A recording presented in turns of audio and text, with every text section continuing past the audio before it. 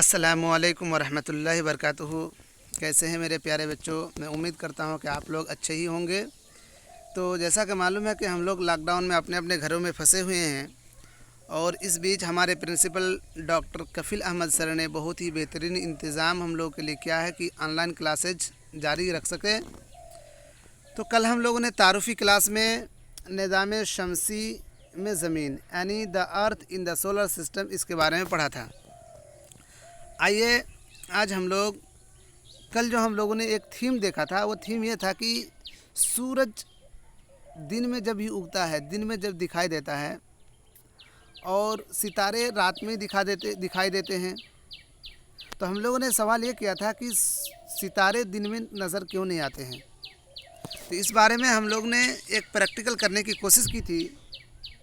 तो हमने भी इस प्रैक्टिकल को करके देखा, तो वाकई जब कम रोशनी पड़ती है तो वो कम रोशनी दिखाई देती है, लेकिन उस कम रोशनी के ऊपर जब ज़्यादा रोशनी होती है तो कम रोशनी गायब हो जाती है।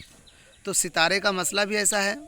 सितारे अपने कम रोशनी में टिमटिमाते हैं, चमकते हैं, दमकते हैं, लेकिन उसके ऊपर जब सूरज की रोशनी ज़्यादा रोशनी पड़ती है तो वो छुप जाते हैं, हमारी आँख उसे नहीं देख पाती है। तो आइए इस सबक को शुरू करते हैं और शुरू से पढ़ने की कोशिश करते हैं। सबसे पहले कि हम लोग एक बार किताब को रीडिंग करते जाएंगे, और जहां हम लोग को समझ में नहीं आएगा वहां उसको रुक के समझेंगे भी। तो आइए शुरू करते हैं। सूरज गुरूब होते ही आसमान की तरफ देखना कितना हैरत अंगेज़ नज़ारा होता है। कोई भी महसूस कर सकता है कि शुरू में आसमान में एक या दो रोशन नुक्ते आबोताब के साथ चमक रहे हैं, फिर फ़ौरन ही उनकी तादाद बढ़ती चली जाती है। आप उनको शुमार नहीं कर सकते। पूरा आसमान छोटी छोटी चमकदार चीज़ों से भर जाता है, जिसमें कुछ बहुत ज़्यादा चमकती है, कुछ बहुत कम। यानी आसमान में जो तारे हमें नज़र आते हैं, सारे तारे की चमक एक जैसी नहीं है, किसी की बहुत ज़्यादा है, किसी की कम है। ऐसा महसूस होता है कि आसमान में हीरे जड़े हुए हों और ये कि सभी जगमगा रहे हों। हम लोग वैसा महसूस होता है कि आसमान में कोई हीरे जड़ दिए हों जो कि चमकते हों, लेकिन अगर आप उनको गौर से देखेंगे, बहुत ही गौर से देखेंगे, तो मालूम होगा कि उनमें से कुछ इतने नहीं जगमगा रहे हैं जितने कि दूसरे वो तो सिर्फ चमक ही रहे हैं बगैर झिलमिलाए, बिल्कुल उसी तरह जैसे कि चाँद चमकता है। जी हाँ, ऐसा ही बिल्कुल है। रात का नज़ारा आप लोग कीजिए, आप लोगों को यकीनन ये मालूम होगा। आगे देखते हैं कि इन चमकदार चीज़ों के साथ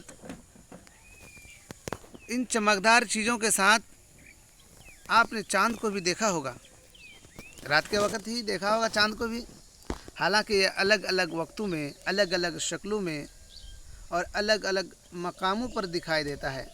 चाँद को कभी आप एक जगह नहीं देखेंगे और कभी एक तरह भी नहीं देखेंगे, कभी छोटा, कभी बड़ा, कभी यहाँ, कभी वहाँ। यानी एक जगह मुतय्यन भी आप नहीं देख पाते हैं और एक शक्ल में भी नहीं देख पाते हैं। आप महीने में सिर्फ एक मरतबा ही चाँद की पूरी शक्ल देख सकते हैं, सिर्फ एक मरतबा। उस रात को जब चाँद पूरा होता है तो माह कामिल की रात या पूर्णिमा कहलाते हैं। जिस रात चाँद पूरा होता है तो उस रात को हम लोग पूर्णिमा की रात कहते हैं। यही वजह है कि बहुत सारी जगह में मेले वगैरह लगते हैं, जैसे पूर्णिमा के मेले। इस तरह पूर्णिमा यूँ कहा जाता है कि चाँद मुकम्मल हो गया, तो गोल जिस दिन चाँद हो जाता है उस रात को पूर्णिमा की रात कहा जाता है। आइए आगे देखते हैं कि 15 दिन के बाद आप चाँद को नहीं देख सकते। यानी चाँद 2-3 दिन हमसे ओझल रहती है। ये छुपे चाँद वाली रात या अमावस की रात कहलाती है। जिन दिनों 2-3 दिन जो हमें चाँद नहीं नज़र आती है, इन दिनों को हम लोग अमावस की रात कहते हैं। इस रोज़ अगर मौसम साफ़ हो, रात में आसमान में बादल कम हो, तो आप रात में आसमान अच्छी तरह देख सकते हैं। आप हैरान होंगे कि हम चाँद और छोटी छोटी चमकदार चीज़ें दिन के वक्त क्यों नहीं देख पाते। ये महज इसलिए, कल हम लोगों ने इस बारे में डिस्कस किया था कि आप हैरान होंगे कि हम चाँद और छोटी छोटी चमकदार चीज़ें दिन के वक्त क्यों नहीं देख पाते। छोटी छोटी चमकदार चीज़ों से मुराद जो हम लोग सितारे के नाम से जानते हैं। ये महज इसलिए कि दिन में सूरज की इंतहाई चमकदार रोशनी रात को आसमान में चमकने वाली चीज़ों को देखने नहीं देती, यानी कम रोशनी रात में चमकती है और जब सूरज की ज़्यादा रोशनी आती है तो उस कम रोशनी को छुपा देती है और हमारी आंखों से नहीं देख पाती है। इसके लिए हम लोगों ने इस प्रैक्टिकल को किया था। आप भी एक बार करके देखें कि आपका कमरा का लाइट ऑफ हो और उसमें थोड़ी सी हल्की हल्की रोशनी, छेदा छेदा रोशनी टॉर्च लाइट के ज़रिए आप कर सकते हैं कमरा में, और उसके ऊपर फ़ौरन स्विच को ऑन करिए तो पता चलेगा कि वो सारी रोशनी गायब हो गया। तो इस प्रैक्टिकल के ज़रिए हम लोगों ने इसको देखा था। आइए आगे दूसरी बात कही जा रही है कि सूरज, चाँद और रात के वक़्त, सूरज, चाँद और रात के वक़्त आसमान में भी चमकने वाली चीज़ों को फल्क अजसाम, जो हम लोग देखते हैं सूरज, चाँद और रात के वक़्त आसमान में चमकने वाली चीज़ों को फल्क अजसाम यानी सेलेस्टियल बॉडीज़ कहते हैं। हम लोग सेलेस्टियल बॉडीज़ यानी फल्क अजसाम के नाम से जानते हैं, जो हमारे आसमान में चमकते हुए और आसमान में हमें जो कुछ नज़र आती है उन सारी चीज़ों को। बाज़ फल्क अजसाम बहुत बड़े और गर्म होते हैं। ये सब गैसों से बने होते हैं। इनकी अपनी गर्मी रोशनी होती है जिसको वो बड़ी मिक़दार में निकालते रहते हैं। इन फल्क अजसाम को सितारा कहा जाता है। इन सारे फल्क अजसाम को सितारा कहा जाता है। तो इसमें हम लोगों ने क्या देखा कि बाज़ फल्क अजसाम बहुत बड़े होते हैं, गर्म होते हैं और ये सब गैस से बने होते हैं। उनकी अपनी गर्मी होती है, उनकी अपनी रोशनी होती है जिसको बड़ी मिक़दार में निकालते हैं, गर्मी भी निकालते हैं और रोशनी भी निकालते हैं। इन फल्की अजसाम को सितारे कहते हैं। ये सारे जो सेलेस्टियल बॉडीज़ हैं, इन सारे सेलेस्टियल बॉडीज़ यानी फल्की अजसाम को हम लोग सितारे के नाम से जानते हैं। तो पता ये चला कि सूरज भी एक सितारा है। चूँकि हम लोगों ने डिफिनेशन में पढ़ा कि रात के वक़्त चाँद और सूरज और दीगर जो चमकने वाली फल्क अजसाम हैं वो सारे सितारे हैं, तो सूरज भी चमकने वाली है। उसके वो भी बड़े आकार के हैं, वो उसकी गर्मी है, उनकी गैसेज हैं। तो कुल मिला के सूरज को भी हम लोग सितारे के नाम से जानेंगे। आइए आगे देखते हैं कि रात के वक़्त आसमान में बेशुमार जगमगाते सितारे सूरज ही की तरह हैं। रात के वक़्त आसमान में बेशुमार जगमगाते सितारे सूरज ही की तरह हैं, लेकिन उनकी गर्मी या रोशनी नहीं है। जो रात के वक़्त जो हम लोग तारे देख रहे हैं ये सूरज जैसे ही हैं, लेकिन उनके पास अपनी गर्मी भी नहीं है और अपनी रोशनी भी नहीं है, और ये हमें बहुत छोटी दिखाई देती है क्योंकि ये हमसे बहुत ज़्यादा दूर है। आइए आगे देखते हैं। बहुत सारी बातें क्लियर होती जाएगी जब हम इसको मुकम्मल पढ़ लेंगे। तो बहुत से डाउट्स जो हमारे दिलो दिमाग में हैं, सवाल जो राइज़ हो रहे हैं, वो सारे सवालात हल हो जाएंगे। तो आप लोग वीडियोस को पहले देख लें, समझ लें, उसके बाद कुछ अगर समझ में ना आए तो आप सवाल कर कीजिए, हमें पर्सनल में सवाल कीजिए, यकीनन आपको जवाब दिया जाएगा। तो आइए हम लोग देखते हैं कि आपने महसूस किया होगा कि फासले से देखने पर सभी चीज़ें छोटी छोटी दिखाई देती है। जैसे हम लोग बहुत दूर से पहाड़ों को देखते हैं तो ऐसा दिखता है कि बहुत छोटी है। जैसे फलकनुमा पहाड़ी है, हम लोग देखते हैं कितने छोटे हैं। जैसे हमारे स्कूल के सामने जो पहाड़ में पत्थर रखे हुए हैं, ऐसा दिखता है कि मामूली सा, बहुत छोटा है, लेकिन उसके करीब में जाने से पता ये चलता है अरे इसमें तो घर बना सकते हैं, इतने बड़े पत्थर हैं। तो दूर की चीज़ें हमेशा छोटी दिखाई देती है। जैसे हवाई जहाज़ की मिसाल लेते हैं, हमारे सरों के ऊपर से जब हवाई जहाज़ गुजरती है तो हमें ऐसा लगता है कि बहुत छोटा है, मामूली सा है, लेकिन जब हम उसके करीब जाते हैं, उसको करीब से देखते हैं तो पता चलता है कि ये छोटा नहीं, ये तो बहुत बहुत बड़ा है, तो दूर से देखने वाली हर चीज़ को छोटी नज़र आती है। आइए आगे देखते हैं। रात को आसमान देखेंगे तो आपको मालूम होगा कि तारों के मुख्तलिफ मजमुए ने बहुत सारे नमूने तैयार कर रखे हैं। क्या नज़ारा है, क्या मज़ा आता है रात को देखने में सितारों को। सबके अलग अलग झुरमुट होते हैं, किसी के पास 5 तारे हैं, कोई सीधे लकीर से 2-3 तारे रखते हैं, कोई तारों की गुच्छा रखते हैं। इन सारे तारों के अलग अलग नाम हैं, उसे भी हम लोग समझेंगे। तो आइए हम लोग देखते हैं कि रात को आसमान देखेंगे तो आप और हम ये जानेंगे कि तारों के मुख्तलिफ मजमुए ने बहुत सारे नमूने बना रखे हैं। उनके सितारों के झुरमुट यानी कॉन्स्टलेशंस कहते हैं। तारों के जो अपने अपने जो झुरमुट हैं उसको हम लोग सितारों के झुरमुट यानी कॉन्स्टलेशन के नाम से जानेंगे। तो उनके नाम भी एक दो जान लेते हैं। तो एक दो नाम ये है कि अरसा मेजर एक नाम है, दूसरा है बिग बियर। बिग बियर को दुब्बे अकबर कहा जाता है। सितारों का एक ऐसा ही झुरमुट है। ये सारे एग्जाम्पल के तौर पर नाम है। सितारों के झुरमुटों में दुब्बे असगर यानी स्मॉल बियर, एक तो हम लोग ने बिग बियर पढ़ा, दूसरा स्मॉल बियर। दुब्बे असगर और दुब्बे अकबर, अकबर बोले तो बड़ा बिग और असगर बोले तो स्मॉल यानी छोटा, जिसे सप्तऋषि भी कहा जाता है। सप्तऋषि।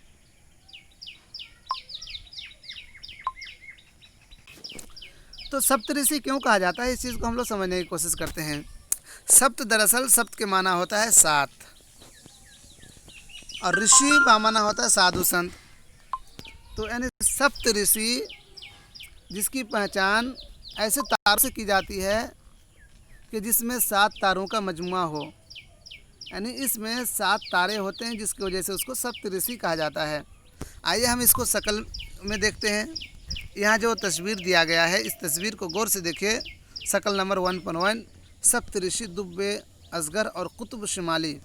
तो हम लोग कुतुब शिमाली को अगर देखना चाहेंगे तो सप्त ऋषि को सामने रख के ही देख सकते हैं। इसे हम लोग कुतुब शिमाली के नाम से जानेंगे। तो इसके बारे में भी एक बार बाद में देखेंगे। यहाँ देखिए 7 सितारे हैं, 1 2 3 4 5 6 7, ये सप्त ऋषि हैं। तो इस तरह हम कुतुब शुमाली को अगर देखना चाहेंगे तो सप्त ऋषि में 2 तारे को सामने रखेंगे और इन दोनों को सामने रख कर देखने की कोशिश करेंगे तो हमको कुतुब शुमाली में जो तारे हैं वो दिखाई देगा। आइए इसके बारे में भी हम लोग पढ़ते हैं। दुब्बे अकबर नामी झुरमुट यानी अरसा मेजर कॉन्स्टलेशन, दुब्बे अकबर नामी झुरमुट है, कॉन्स्टलेशन है, इसके बड़े हिस्से को बनाता है। आप अपने घर या पड़ोस के किसी बड़े फर्द से आसमान में मज़ीद सितारे, सैयारे और झुरमुट दिखाने को कहिए। तो अपने घरों में पापा से, भैया से, अम्मी से, इन लोग से रात के वक्त जब खाली बैठे हो, छतों में टहल रहे हो, तो पूछिए तारों के बारे में, वो आपको मज़ीद जानकारी देंगे। तारों के बारे में उनसे सवाल कीजिए, यहाँ जो इतने गुच्छे तारे हैं इसका क्या नाम है, इसका क्या काम है, ये सारे चीज़ें वो आपको बताएंगे। मज़ीद उनसे रात के वक्त उनसे पूछेंगे। आगे आइए हम लोग देखने की कोशिश करेंगे कि ज़माना क़दीम में इसमें अब एक दूसरी चीज़ बताई जा रही है कि तारों का क्या काम है, ये सैयारों का क्या काम है। तो सैयारों का काम एक तो है कि आसमान सजे हुए हैं, बहुत अच्छे दिखते हैं, खूबसूरत दिखते हैं। इसके अलावा एक चीज़ यह है कि अभी तो इस दौर में हमारे पास बहुत सारी टेक्नोलॉजीज़ आ गए हैं, डिवाइसेज आ गए हैं, हम अपने डायरेक्शन यानी सिमत का पता लगा लेते हैं। लेकिन पुराने ज़माने में जिस वक्त हमारे पास रेल, बसेज और हवाई सेवाएं नहीं थी, उस वक्त लोग सफ़र किया करते थे जहाज़ से, एक जगह से दूसरी जगह जाया करते थे। तो सफ़र के वक्त समुंदर में सफ़र करने के लिए इस तारों का सहारा लिया करते थे ताकि अपने सिमत को पहचान कर अपने मंजिल मकसूद तक पहुंच सके। तो आइए इसके बारे में क्या है कि ज़माना क़दीम में रात के वक्त लोग सितारों की मदद से सिमत का पता लगाया करते थे। एक तो हमने बताया कि सूरज सितारों की जो खूबी है, ये सितारे हम लोगों को आसमान की खूबसूरती बढ़ाते हैं। हम लोग आसमान की खूबसूरती को देखते हैं, यानी सितारे आसमान की खूबसूरती बढ़ाने के लिए है। दूसरी चीज़ ये है कि पुराने ज़माने में लोग इसका सिमत देखने के लिए इसका इस्तेमाल करते थे। आज भी हम लोग इसका इस्तेमाल सिमत देखने के लिए भी करते हैं। तो सिमत कैसे देखेंगे, कैसे देखा जाता था, उस चीज़ के लिए कहा जा रहा है कि शुमाली सितारा शुमाल की सिमत का पता देता है।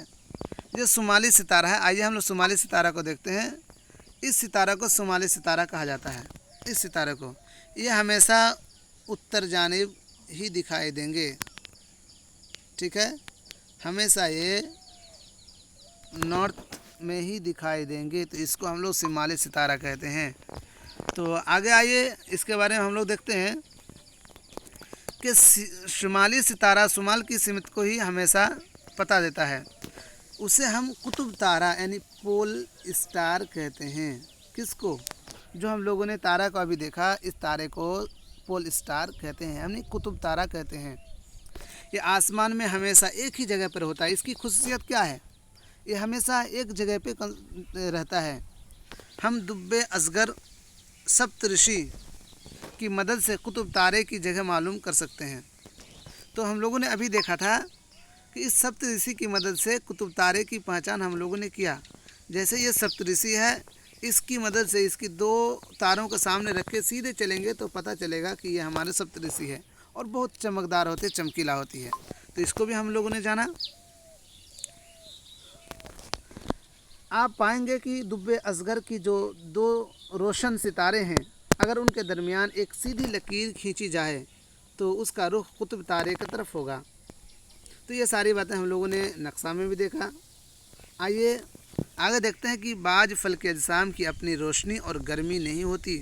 पहले भी हम लोगों ने पढ़ा कि सूरज के पास अपनी गर्मी है, अपनी रोशनी है, लेकिन ये भी आप पढ़िए कि बाज फल की अजसाम जो है, सैयारे हैं, सितारे हैं, उसके पास ना ही अपनी रोशनी है और ना ही गर्मी है। तो गर्मी और रोशनी नहीं है, वो सितारों की रोशनी से ही रोशन होते हैं, सितारों की रोशनी से ही रोशन होते हैं। जैसे सूरज एक सितारा है, इसके पास अपनी रोशनी है, अपनी गर्मी है, तो इनकी रोशनी से वो गर्म होते हैं। कुरान में भी अल्लाह रब्बुल आलमीन यूँ फरमाया है कि नूरुहु मुस्तफ़ादुम मिन नूर शम्स, यानी चाँद और दीगर सितारों की, दीगर फल की अजसाम की रोशनी सूरज से ली हुई रोशनी है। यूँ कहा जाता है कि नूरुहु मुस्तफ़ादुम मिन नूर शम्स, यानी चाँद की रोशनी सूरज की रोशनी से ही ली हुई रोशनी है। तो एक बात समझ में आ गई कि कुरान में भी इसका तज़किरा है। तो कुरान साइंस से जुदा नहीं है, साइंस कुरान से जुदा नहीं है, गोया कि साइंस भी कुरान से ही बना है। तो बहुत सारे दलाइल कुरान से भी मिलेंगे, उनके भी हवालाजात हम आपको पेश करेंगे। तो यह हम लोग को यूँ जान लेना चाहिए कि नूरुहु मुस्तफ़ादुम मिन नूर शम्स, यानी जो चाँद की रोशनी है ये सूरज की रोशनी से ली हुई रोशनी है। उसके पास अपनी जाती रोशनी नहीं है, बल्कि सूरज से दिन में रोशनी हासिल करते हैं और रात में वो चमकते हैं। तो आइए देखते हैं इस तरह के अजसाम सैयारे यानी प्लैनेट्स कहलाते हैं। ये सारे जो ऐसे अजसाम जिसके पास अपनी रोशनी नहीं है और गर्मी नहीं है, उनको हम लोग अजसाम सैयारे यानी प्लैनेट्स कहलाते हैं। जब प्लैनेट, लफ्ज़ प्लैनेट, अब प्लैनेट क्या है इसकी डिफिनेशन देखिए। यूनानी ज़ुबान के लफ्ज़ प्लानिताई, प्लानेटाई कौन सा लफ्ज़ है, किस ज़ुबान का भाषा है? यूनानी ज़ुबान का है। प्लानिताई से बना है कौन सा लफ्ज़? प्लैनेट्स यानी सैयारे। सैयारे लफ्ज़ यूनानी ज़ुबान के प्लानेटाई से बना है, जिसका मतलब है कि आवारा गर्द। क्या मतलब हुआ? आवारा गर्द यानी वांडरर्स। हम जिस ज़मीन पर रहते हैं वो भी एक सैयारा है। जैसे ये पृथ्वी, अर्थ, अर्थ भी एक क्या है? सैयारा है, जो अपनी तमाम गर्मी और रोशनी सूरज से ही हासिल करता है। हम लोगों ने क्या पढ़ा کہ بعض فلکی اجسام اپنی روشنی نہیں رکھتے ہیں، نہ ہی اپنی گرمی رکھتے ہیں، بلکہ وہ دوسرے ستاروں کی مدد سے دوسری ستاروں کی روشنی اور گرمی لیتے ہیں۔ ٹھیک ہے، تو ہم لوگوں نے یہ دیکھا کہ ہم جس زمین میں رہ رہے ہیں، یہ زمین بھی ایک طرح کی پلانٹس ہے، سیارہ ہے۔ اس سیارے کے پاس بھی اپنی روشنی نہیں ہے اور اپنی گرمی نہیں ہے، لیکن اس کی اپنی ایک خصوصیت ہے، اس کا ذکر، اس کا تذکرہ آگے انشاءاللہ کروں گا کہ اس میں ہم لوگ کیوں زندہ رہ پاتے ہیں، اور ادر جو پلانٹس ہے، ادر جو سیارے ہیں، اس میں کیوں نہیں زندہ رہ سکتے ہیں، اس میں لوگ کیوں نہیں بستے ہیں۔ ان ساری باتوں پہ ڈسکشن اور چرچا آگے ہوگی، لیکن یہاں اتنے بات جان لیں کہ ہم جس سیارے میں رہتے ہیں یعنی ارتھ، اس ارتھ بھی سورج سے ہی روشنی حاصل کرتے ہیں۔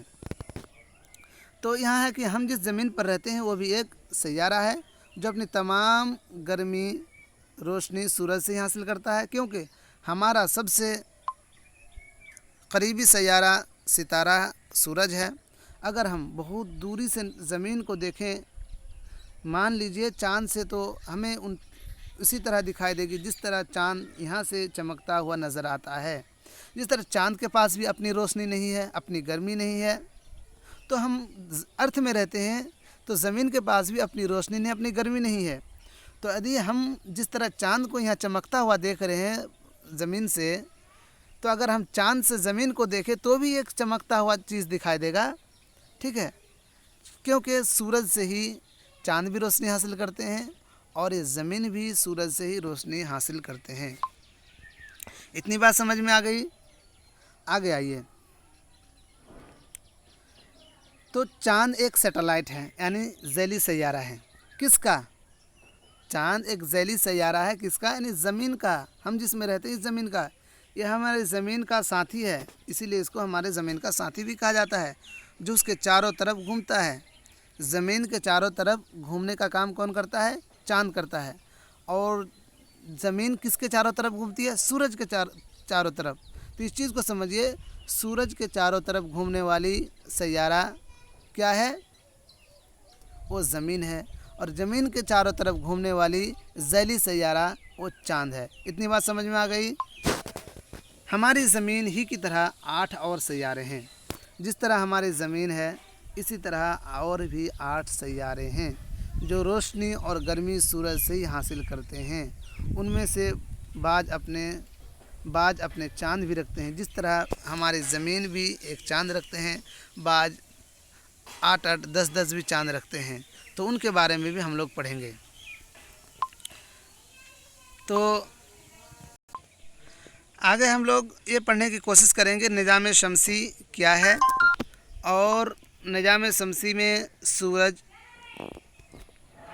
اور اس کے پھر نظام شمسی کے پورے دائرے ہیں، اس دائرے کو بھی دیکھیں گے، اور ساتھ ہی ساتھ جو دیگر سیارے ہیں اس سیاروں کا نام کو پڑھیں گے، اور زمین کے بارے میں پڑھیں گے، چاند کے بارے میں پڑھیں گے، سورج کے بارے میں پڑھیں گے، اس کی روشنی ہم تک کیسے پہنچتی ہے، کتنے دن لگتی ہے، یہ ساری چیزیں ہم لوگ اگلے کلاس میں پڑھیں گے۔ تو ابھی ہم لوگ یہیں سے اپنی کلاس کو ختم کرتے ہیں۔ اس کے بعد یدی آپ کے ذہن میں، آپ کے پاس کسی بھی طرح کی آج کے کلاس سے ریلیٹڈ کوئی بھی سوالات ہے تو آپ ہمیں پرسنل واٹس ایپ میں بھی پوچھ سکتے ہیں، اور اس چینل کے لنک میں بھی اور ڈسکرپشن میں بھی آپ سوال کر سکتے ہیں، آپ کے جوابات دیا جائے گا۔ ٹھیک ہے، السلام علیکم ورحمۃ اللہ وبرکاتہ۔